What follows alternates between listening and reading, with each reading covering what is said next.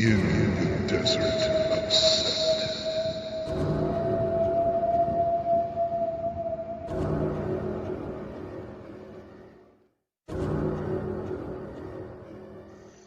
I'm G.B. Merriam. I write about life as a Setian in contemporary times, with random, long-winded detours into ancient history, classic monster movies, and all kinds of other fun stuff. Won't you join me for today's adventure?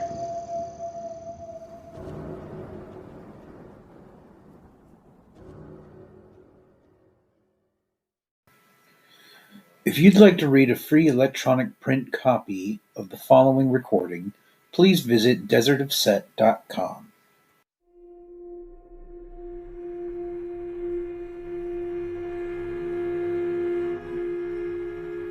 An LV-426 Hallowtide Hootenany, Part 1.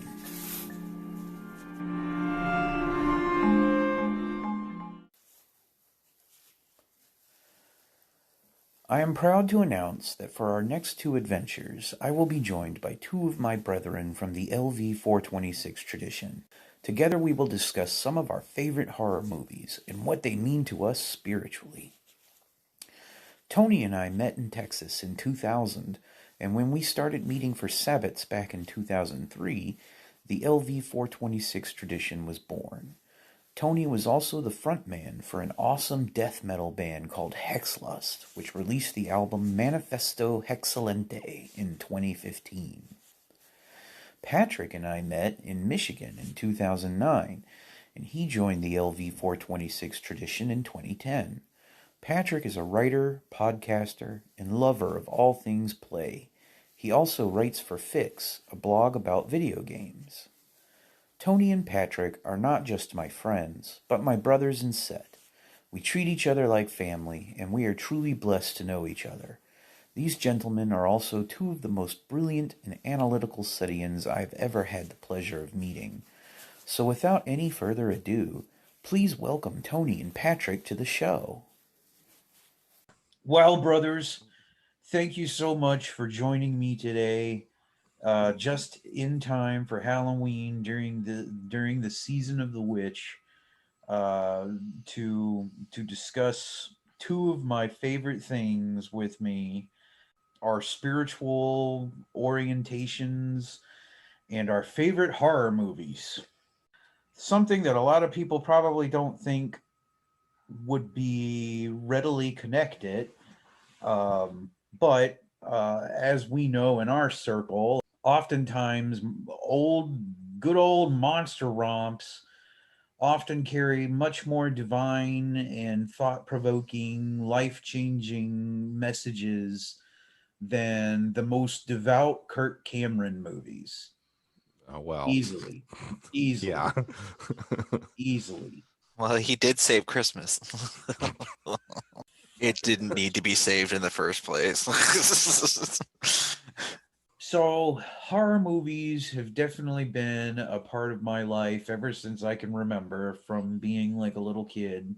I think probably the earliest movies I ever first saw was the old Universal Boris Karloff mummy movie from the 30s, where he plays Imhotep, who I learned was actually a real person in ancient history, not just a made up monster villain. And the actual dude Imhotep was anything but, like Boris Karloff's monster. He was like a fucking doctor, a fucking physician and healer, who is one of the first people we know of on record to have developed medical treatments for people that were completely scientific and not magical. Like, they didn't have anything to do with, like repelling spirits or anything like that. It's more like, no, this has something to do with some kind of disease, you know.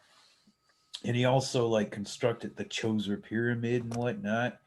And so like seeing that movie was kind of a big deal for me, because like there's something about killer mummies I love, but also it was very educational because it opened the door to learning about Imhotep. And And then, of course, I think everybody who stands within 20, 30 feet of me probably knows that the Halloween movies are like fucking religion to me. And, like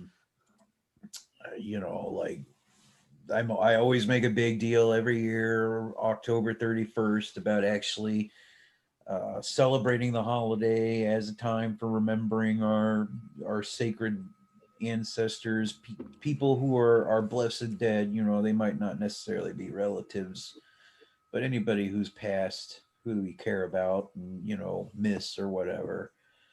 Um, so anyway, um, Tony, what have been some of your favorite monster romps that sort of make you think about like spiritual shit? A lot Mhm. of horror movies, as the older I get and the more I review, the more I see them, unfortunately, um, the same tale is told over and over again, which is a very straight and narrow Christian viewpoint of temptation, lust, punishment, redemption. And it's that over and over and over again, but added with blood or added with sex or added with other that stuff. That's why I really enjoy The Wicker Man. Probably some of the, if the movie was remade yet again today, they would really play up on the fact that maybe like, ooh, everybody's having copious amounts of sex without being observant of the monogamous lifestyle, or they're taking the Lord's name in vain, but in their pagan god viewpoint, versus the 70s one is a little more of, you don't feel like the people on that island, at least I don't, as bad people. Just, hey, we got a No, job to do, and we have a set of rules that we follow. We have a set of beliefs and creeds that we follow, and you're coming in here and trying to destroy all of that. We all know the twist at the end, but that's what I like about that movie. I view it as a very spiritual film, but at the same time, it's an excellent piece of horror because it's taking that Christian viewpoint of being the judgmental viewpoint, how in that bites you in the butt, versus in other movies that's always the reward, which was, oh, you were the shrewd, straight and narrow person, you get to live. Not in this movie, and that's what's so great about it. that's a really good point. And yet another thing I like about that movie is the fact that like how um Sergeant Howie in the 1973 version, not the Nicolas Cage version, Sergeant Howie is actually a pretty fully developed character. He's very multidimensional. Like, yeah, he's a judgmental asshole, but he's also right, and he's also like a good dude who's just trying to do his job, right? Like he's just trying to save this girl. And yeah, he's an asshole, but you kind of feel like if you were ever in trouble, Sergeant Howie'd be a good person to have along with you. So it's kind of like it's not like a good versus bad movie. It's like there's good and bad to both sides, because like the island people, yeah, that well, we know how it ends. We won't spoil it for anybody out there, but um apart from that, the island people are actually very friendly and happy people, very celebratory of life, very liberated and very, very feminist, from the standpoint that, the sexes are equal on this island. Well, that's why I didn't really care for the remake, because the remake, what I loved about the original is it seemed like there was no power structure. Yes, there was Lord Summerisle. Lord Summerisle ruled the rule, as some people looked at it. It was like, no, no, no. He was just the figurehead of the place. He didn't necessarily Mhm. say, I demand all of you to do that. Versus in the other movie, I could see where Hollywood is going, oh, let's have a feminist outlook. And I'm like, okay, cool. We're going to have one woman rule everything. Like, well, no, that's not really a feminist outlook. That's just a women colony running everything. Oh, we're going to have all the men with their tongues cut out. We're going to have all this. I'm like, that's no, no, no, no. That's not Oh, feminism. feminism in my eyes. Is there is no power struggle of the sexes. Everybody is the same. Well, Women can yeah. have power, men can have power, and that's a Like good thing. Star And I Trek. believe that should be the way, not the opposite where it's, yeah. And that's why I like the original way better than the remake. Never mind Nicolas Cage. But, I like the fact that there was no dictator of the island. Like any other traditional horror movie, there would have been an evil bad guy to be like, oh, he's the bad. I'm like, it's very ambiguous on who the true bad guy was, as you pointed out. And that's the good thing about that movie. That's why I think that movie is something to recognize the fact. Plus the fact that it's also a quasi musical is something that you need to respect. Oh my The God, music yeah. isn't anything groundbreaking, but it's still the fact that it's like, yeah, it's a little more dimensional than just stab, stab, stab, you're dead. You know? Right, yeah, you're right. It is a musical. There are random sequences in the movie where people break out in the song and dance, sometimes naked. What's wrong with that? I mean, to There's me, this nothing is wrong with it's that. just a no, it's just a Ren fair caught on tape. Exactly. I mean, it's the Ren. There's like it's the Ren. There's the parking lot, and then there's like the fair part, and then if you go to like the wooded clearing that's a little bit beyond the fair, past the falconing field. But sure, That's the campground fair. That's where Yes. the real fair is. And that's where it's way more fun. it's across the highway where everyone sleeps. Yeah. We've all been there. We've all been there. Patrick, how about yourself? Are there any particular movies, horror or monster related, supernatural or sci-fi, any of the type that have really appealed to you during all the years of your walk with set? Yeah, definitely. So there's two movies that come to mind that happen to be my two favorite movies also. Whoops. And I think that they are like an interesting preface to it is that I've always had an interesting relationship with spirituality in general, because to me, you could almost in some ways you could make an argument that I am in fact an atheist, because I've always felt that there is a sort of explanation, if we were to have all of the facts, all the tools, all of the information, that what we experience with the supernatural is valid and exists, and the concept of like divinity is compatible with the way that I've always looked at my relationship with spirituality and the concept as a whole, but that much of the mystery and mysticism around our interactions with sort of the divine or the supernatural or the spiritual comes from a lack of understanding, because we're looking at a three-dimensional image in two-dimensional space, basically. So it's part of why these two movies have really appealed to me, which the first being the original Alien, the first film in the Ridley Scott franchise, and then as well as John Carpenter's The Thing, are the two movies that, first of all, they're just my favorite movies to watch from an enjoyment perspective, just putting everything else out of the way. But also, when you look at, in both cases, there's interesting specifics with each one. But like in the case of Alien, the things that are happening in Alien are so interesting to me because there is so much mystery. And when you first see the eggs on the engineer's ship and stuff, all of that has this very there's like a religiosity to the way that stuff is portrayed. It's portrayed, those shots happen the way that you would shoot a cathedral or something. We get these huge wide shots of this beautiful interior space that is haunting and like has this architecture that is clearly aesthetic. It is not just mechanical, and it is not just practical the way that the Nostromo is. The ship is built for practical purposes. It doesn't look pretty. It doesn't look good. It looks like It's like a flying. factory floating around in Absolutely. space. Yeah, it looks like an industrial machine floating through space.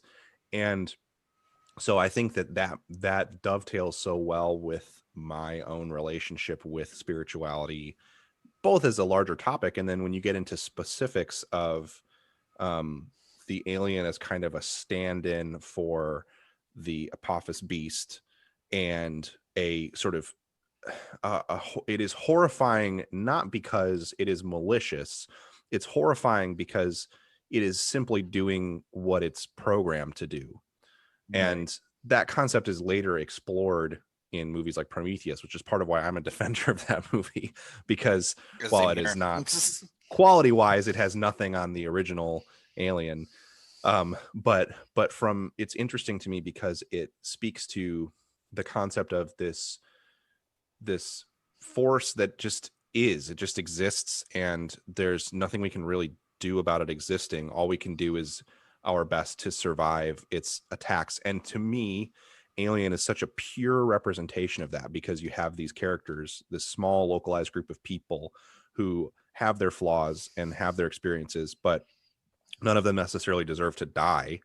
And I feel, in contrast to, sort of like with Wicker Man, in contrast to many, horror movies of the 80s, it doesn't feel like Scott is saying these are bad people and they deserve to die in any way. If anything, the film it paints a picture of working class people who are struggling to make a paycheck and are visited by this like horrifying demon and try their best to survive, but there's not any, it's inevitable. This creature is like, there's nothing you can really do to stop it, except for get away from it. And Ripley is the force that figures out how to do that and figures out how to survive. But one of the things that I love about her and the arc of that film is, yes, she's the hero.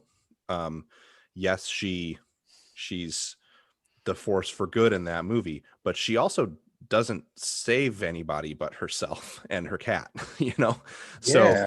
So she fights and struggles, and but she's all, and she manages to escape, but it's also a sort of shows it's like a simultaneous kind of examination of hope and resilience and fighting adversity. And then also, there's only so much you can do in the face of something that is that powerful and inevitable. So I think that movie is just, on so many levels, from a spiritual perspective, from a more practical, like, this is how the universe works perspective, even all the way down to emotionally how we deal with trauma and with adversity. There are so many lessons to be had there.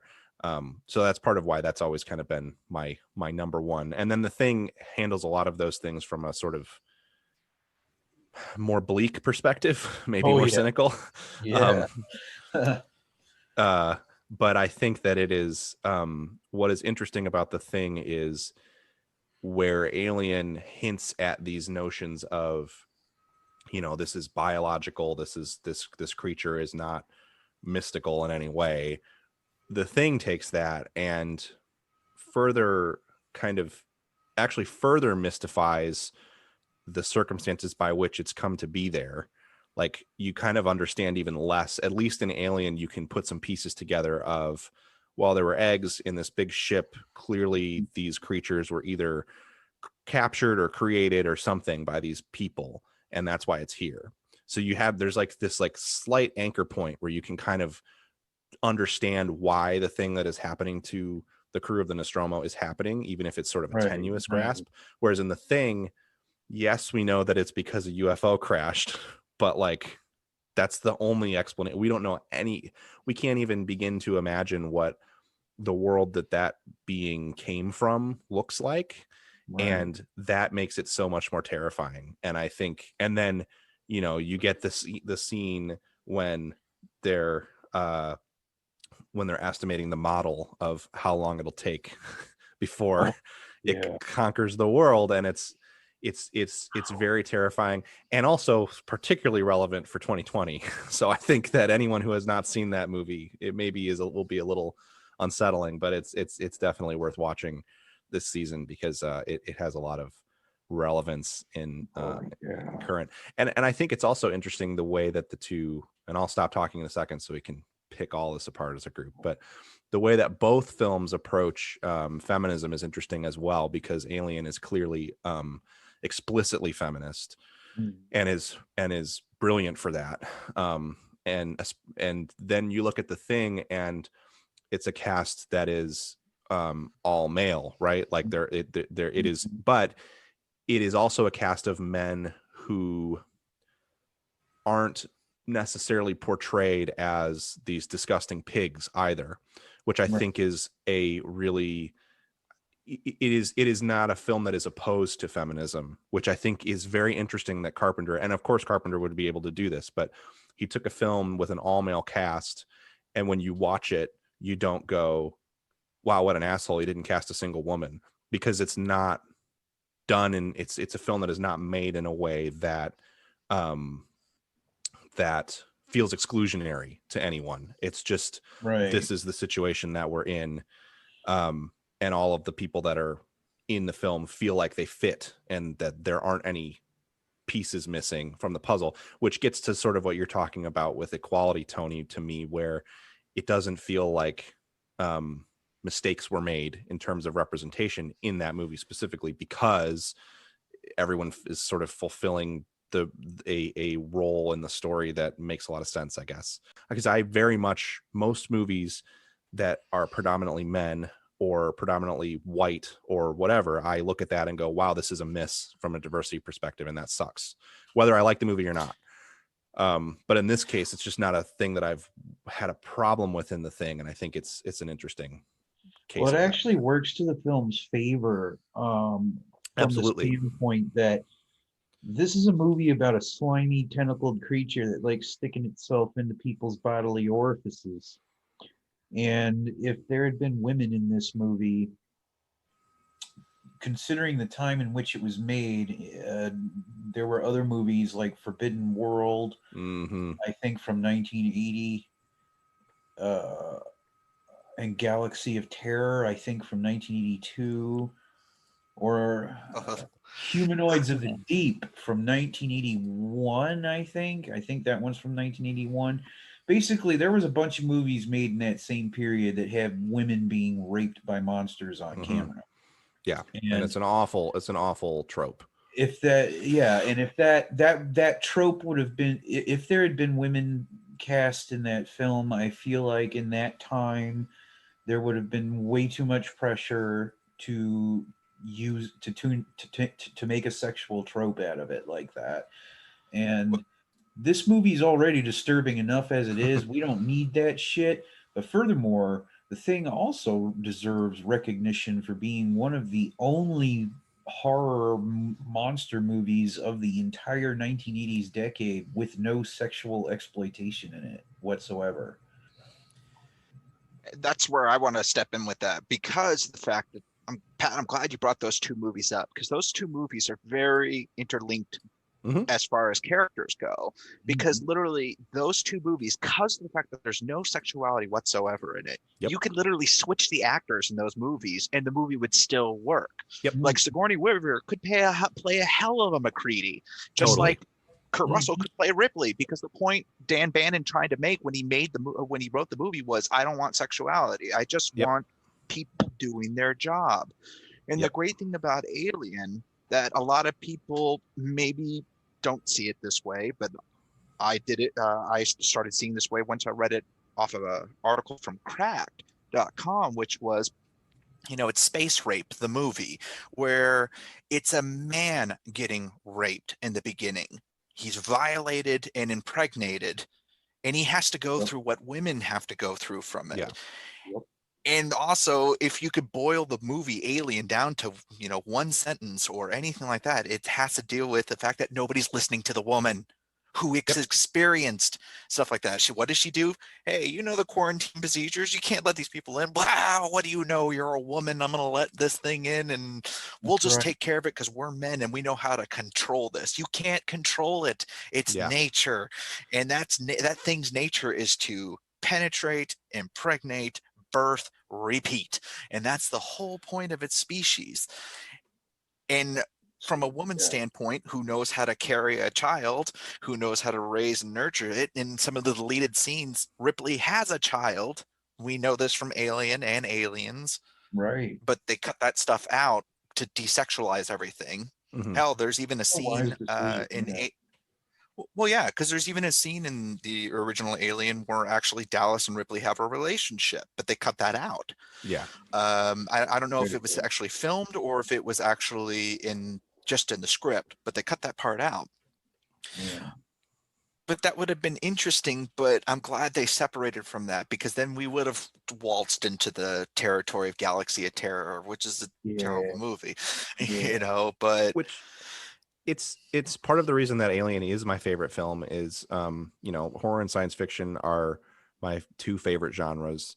And it's a film that is both of those things simultaneously, which is one, very cool to me. And two, sexual violence of any kind is my least favorite trope in storytelling, as just period. Just Sure.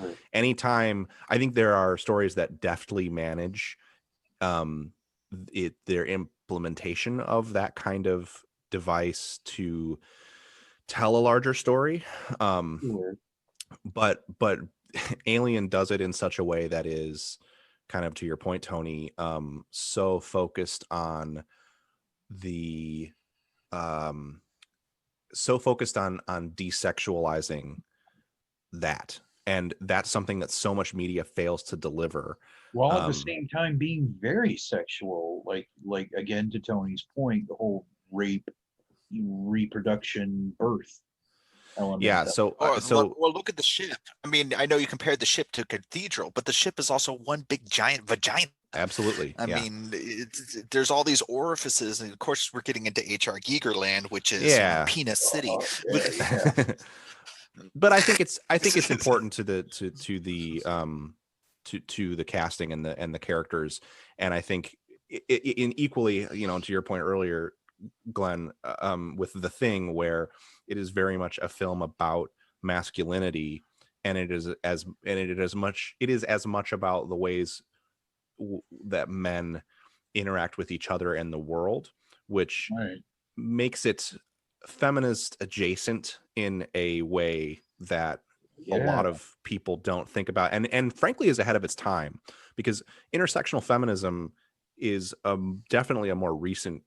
I mean, obviously there were people laying groundwork for the kind of feminism that we talk about today at that time in the 70s and 80s and even before that. But the intersectional feminism that talks about, it's not just empowering women is a key part of the feminist conversation, but there are also so many other pieces to that puzzle, including things like eliminating toxic masculinity and in the ways that men are bad to each other, in addition to the ways that men are harmful to women. And I think that The Thing is very specifically one of the things it's going for is that idea, and that kind of nebulous. And I really like it for that, and that is kind of why that is another reason why both of those movies have always kind of been connected in my mind thematically, as sort of parts of a whole. You're really right. You're really right, actually, because like a lot of those,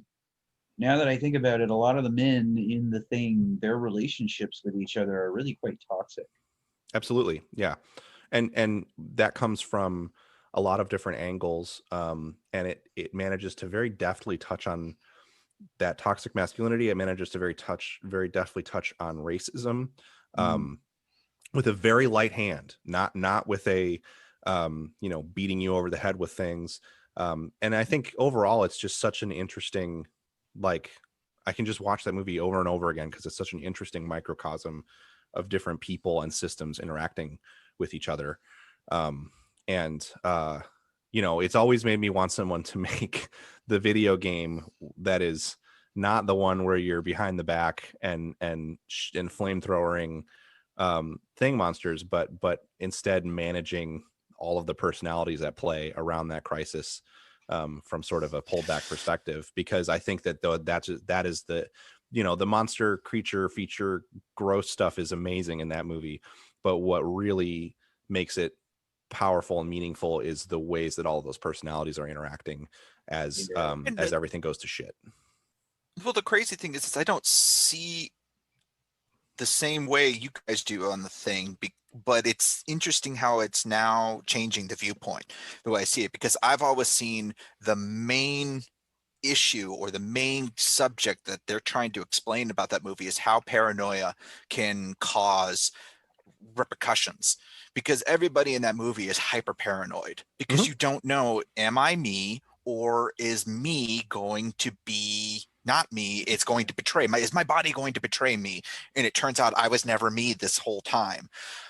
That builds, that's also a reflection to me of modern society of, well, I'm supposed to be a man. No. You're not supposed to be a man. Well, what's supposed to be me? Who am I? What am I? Am I me or am I not me? And that's a good, when you become paranoid like that, some people try to strive for answers, like McCready. Well, we're going to fix this. And then there are other people who freak out and pull a gun and start shooting, and because they don't want to know, they don't want to question that fact, because they live in that absolute of, well, no, men are men and women are women, and I'm not going to break away from this, when there's a creature that actually is breaking away from it because you don't know who you are. So that's really interesting that you guys, but well, when you become super paranoid, what's the one thing you want to do? You want to find some sort of sanity. When you find what is something that makes you less sane, going back, nostalgia, grabbing onto things in the past that make things real again. And I think that's what's so bad about today, is the fact that people want some sort of semblance of sanity because everybody is questioning everything because things are changing. So everybody's ultra paranoid. So when everybody's ultra paranoid, what do we got to do? Oh, we got to make America great again. When was it great? When was it great? 40 years ago. And I don't think the sequel to the thing, even though, or excuse me, the prequel sequel thing, I think they, instead of trying to play up that paranoia, they kind of took the Alien model, which was don't listen to the girl, even though the girl knows what she's doing. Still a great movie, but not as impactful as the first one, which is that theme of paranoia. Right. Well, this kind of drives point at another thought I was having was, I think Patrick mentioned earlier the whole point about, or maybe it was both of you. You mentioned how the alien is really just following its natural life cycle, right? Like it's just its biological imperative is to rape and reproduce and do the whole thing all over again. The thing, on the other hand, is clearly an intelligent, like sentient being that, it's capable of building spacecraft superior to our own out of pieces of trash that it finds around the camp, and it's presumably swallowed like countless civilizations or whatever. So one thing that I've heard a lot from some other reviewers is like how the thing has no reason to try and be friendly to human beings or whatever, because like human beings are hostile to it from the beginning. But I'm kind of like, well, maybe it was the thing that came into it hostile from the beginning, because this thing certainly doesn't seem friendly by nature. And even when it's when it's imitating a scientist, like a human American scientist, it can speak English perfectly. It indicates that it understands, but it never makes any attempt at communicating. So to me, whereas the alien is like just an animal, the thing is like purely a much purer kind of, it's actually evil in my book. Well, it's OPEP. Yeah. I mean, it's basically OPEP. It's, I have one purpose and one purpose only, to destroy. That is my nature. That is my, it's like, think of the remember the celestial creature from The Fifth Element, where it was literally, well, I have one purpose. I'm going to destroy. It's essentially OPEP. The thing Mhm. is OPEP. It just consumes. It doesn't do anything else. It is the space Terminator, you know? Yeah. It can't be bargained with. It can't be reasoned with. It can't do anything. It just destroys. And that's all that thing does.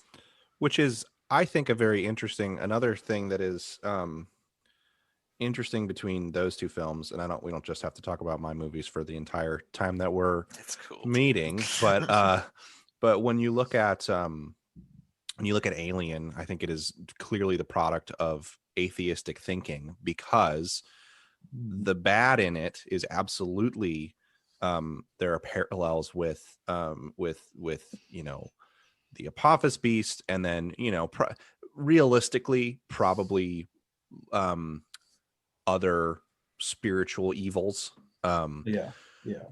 but but Scott also makes it very clear at the beginning that it is it is a biological scientific force that was either made or captured by something. It is not a supernatural force that Right. sprung into existence with the purpose to destroy on its own, which I think is very interesting, because it shows, and then later is expanded upon. We have the benefit now of having seen his ultimate vision for the origin of the alien species as being a product of experimentation and genetic engineering. So I think that's so interesting, that Scott, an atheist, would create a story with a beast like that at the center, whereas the Thing, it feels like a much more supernatural force. It feels like a much more mystical force, and it's elements of like the UFO that crashed there obviously is not from the Thing's homeworld. You know, like, Yeah. we don't know anything about where it came from. We don't know if it was created in a lab somewhere, or if it's been or if it is literally a manifestation of you know, APEP, of the Apophis beast, that has been writhing through space, and it just now has found its way to Earth. Like, we just don't have a concept of its origin at all. And so I think that's very interesting parallels between those two movies. Not to suggest that Carpenter was trying to make a explicitly spiritual or religious film in the Thing in any way. Absolutely not. But No, but I think it's but interesting.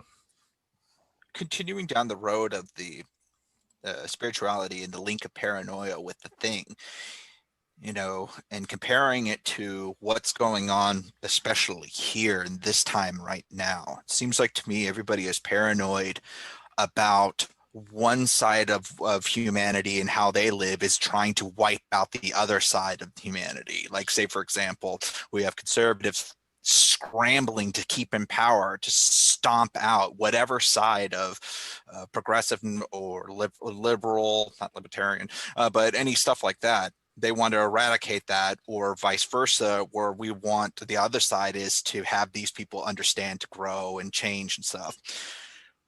With that saying, I'm surprised that Invasion of the Body Snatchers isn't something that people aren't talking about right now, because that's a great movie to look at. I'm talking about the 70s movie, not the I've never seen the 50s movie, but the 70s movie. That's a really good movie to watch right now, to think about what time we're living in right now and how it is so polarizing, how you're either with us, against us, and how scary it is to be like, what if I wake up and I'm one of them? Yeah. It's the same thing with the Thing. You don't, what if you wake up and you're one of them? What if you wake up and, you know, all three of us see ourselves as, you know, we're very tolerant people, but what if we wake up and it turns out we've become intolerant? We've become one of them. We've become, you know, the Invasion of the Body Snatchers when we didn't even realize it. Same thing with the Thing. You become the Thing and you don't even realize it. That's truly scary. Yeah. That's scary as shit. So that's, you know, that's something that's a good movie to watch, you know. Yeah, I really enjoy that one. You mean the one with Donald Sutherland, right? Yes. And when the people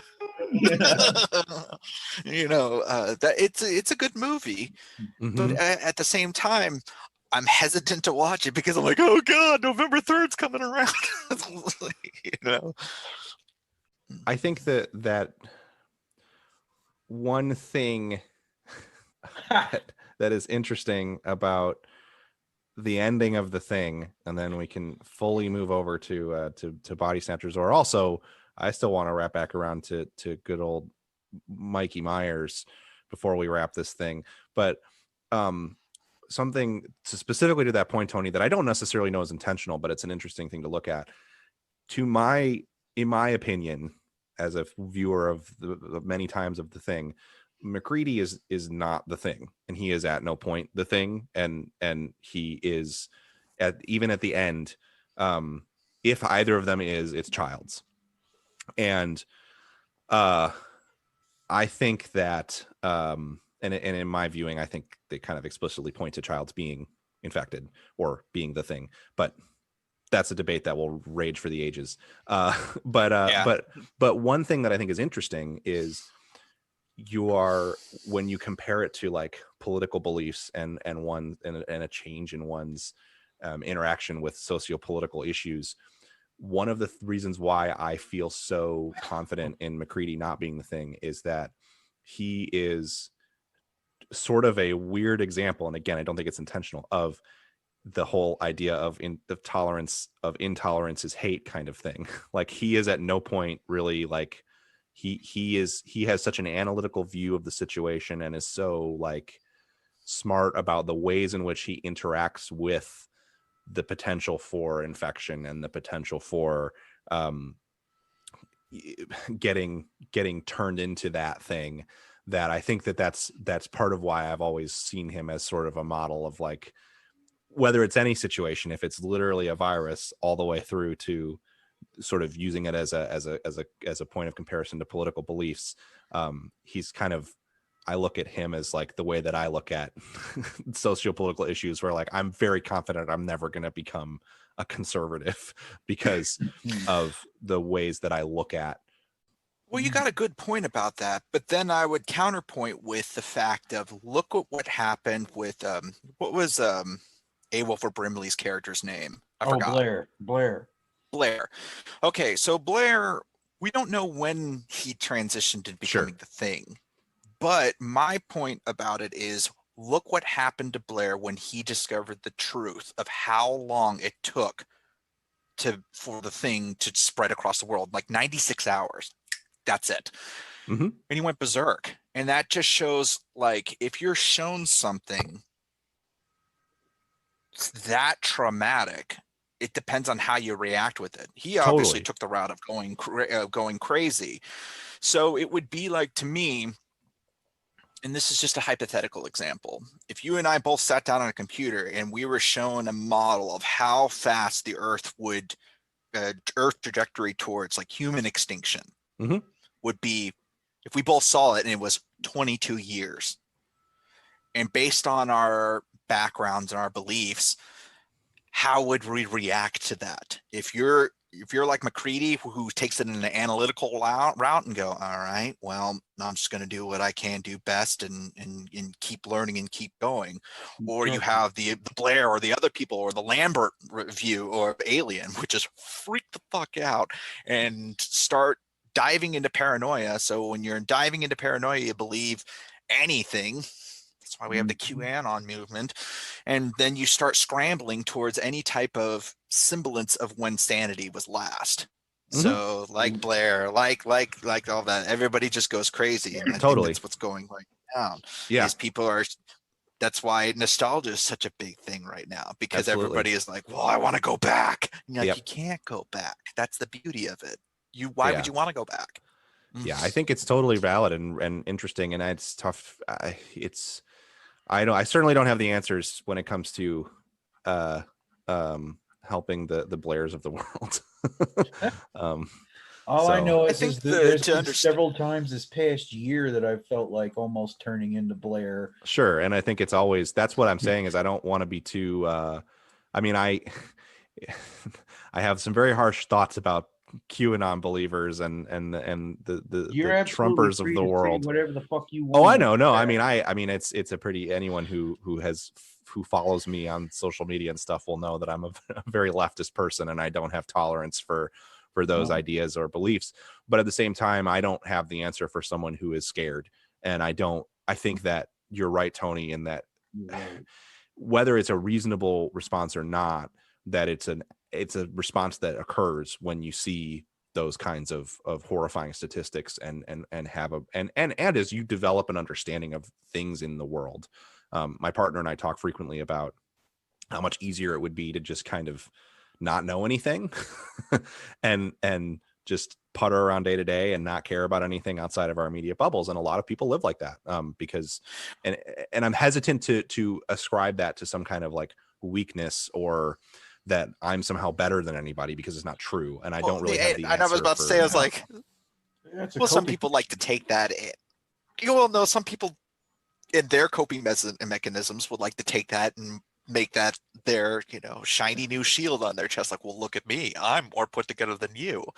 And I think that feeds off the negativity of the other people. So that's why they're like, the liberals, they don't know anything. I'm like, dude, we're all just as frustrated and miserable as everybody else. Yep. I think a lot of those people, as weird and as cheesy as this sounds, I'm like, God, I just think a lot of those people just need a fucking hug and just be like, dude, you're scared. I get it. But there's no need to act like a buffoon.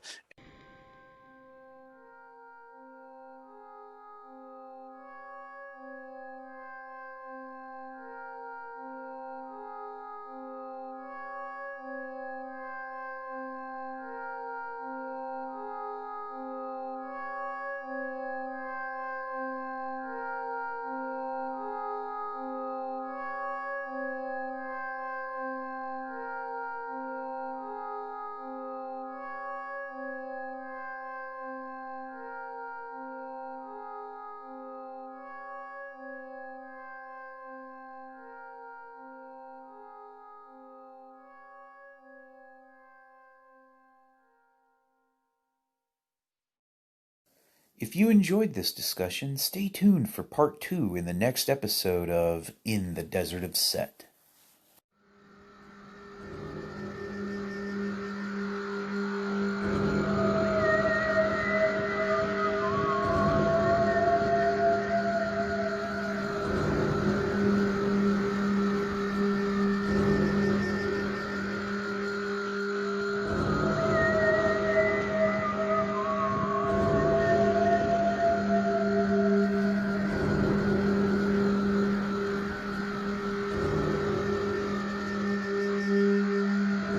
Thank you so much for listening.